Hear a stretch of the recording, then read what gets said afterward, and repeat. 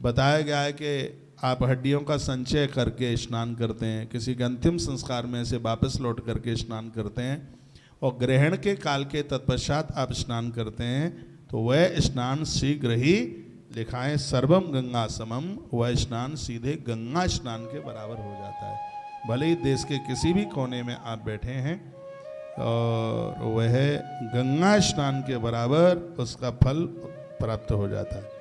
एक बात और निवेदन कर रहा हूँ, वो ये है कुशः पुतंतु यत् स्नानम कुशेनेपस्तस्त्वजा कुशेनोद्धात अत्तोयम यत् सोमा पान समम भवेत।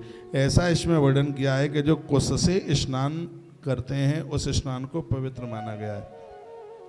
और आप आचमनी में कुशा डाल करके कुशा की आचमनी बनाई जाती है। कुशा के द्वारा दाहिने हाथ पर जल लेकर के और आप उसको पान करते हैं, तो इसमें लिखा है सोम पान समम भवेद। वो थोड़ा सा जल है, वो साक्षात सोम पान यानी अमृत तुल्य हो जाता है। कुशा आचार्य ब्राह्मण लोग बना देते हैं। मैं अपने आचार्यों को कहना चाहूँगा कि अब के बार हजारों कुशा की आचमनी बना दो, फिर यहाँ से आप लोगों को बांट देंगे। ये मैंने पहली बार पढ़ा। इसमें लिखा है कि पंचपात्र में कुशा के द्वारा हाथ में जल लेकर के और आप आचमन करते हैं, तो वो जल साक्षात अमृत की तरह होता है, अमृत ही होता है, ये समझ लीजिए। उस जल की बहुत बड़ी महिमा है अपने आप में, ऐसा वर्णन किया गया है। कहा गया है अग्नि कार्यात परिभ्रष्टा संध्योपासन वर्जिता वेदम चैवन थियानम सर्वे ते वृषला स्मृता। वर्णन क्या, जो ब्राह्मण अग्निहोत्र कर्म से विच्युत संध्या उपासना से रहित और वेद अध्ययन से रहित है, तो देखिए इसमें क्या वर्णन किया गया। इसमें कहा गया कि जो ब्राह्मण के घर में जन्म लेने के बाद में और कभी भी संध्या नहीं करता, गायत्री नहीं जपता, इसमें वर्णन किया गया है कि उस व्यक्ति के घर के बराबर उसका अन्न होता है जिस घर के व्यक्ति का अन्न खाने के लायक नहीं होता है। सुन लीजिए मेरी यह प्रार्थना पूर्वक बात।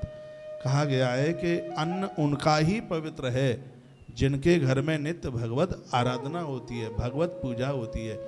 यदि वह व्यक्ति ब्राह्मण भी है और उसके घर में पूजा पाठ नहीं है, देवी देवताओं का आवाहन नहीं है, उसका अन्न और जल ग्रहण करने के लायक नहीं है, ऐसा महात्मा पाराशर कहते हैं। महात्मा पाराशर तो कहते हैं कि सबके घर का अन्न मत खाया करो। ठीक है, कोई आपका मित्र है, आपकी सहेली है, आप जाइए, लेकिन अन्न सबके घर का नहीं है, बिल्कुल नियम बना लीजिए। महात्मा पाराशर कहते हैं कि सबके घर का जो अन्न है वो बिल्कुल भी खाने के लायक नहीं है, क्योंकि कमाई का असर इन रोटियों के ऊपर बहुत ज़्यादा पड़ता है। इससे हमारी बुद्धि खराब होगी, हमारी बुद्धि के ऊपर इससे बहुत ज़्यादा असर होगा।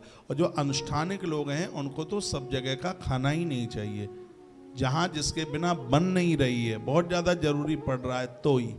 ऐसा नहीं है कि हम कोई जूठन की गागर हैं, जो आवे वही पटक दो इसमें, जो आवे वही इसमें पटक दो, बिल्कुल भी नहीं, ऐसा बिल्कुल भी नहीं होना चाहिए। जब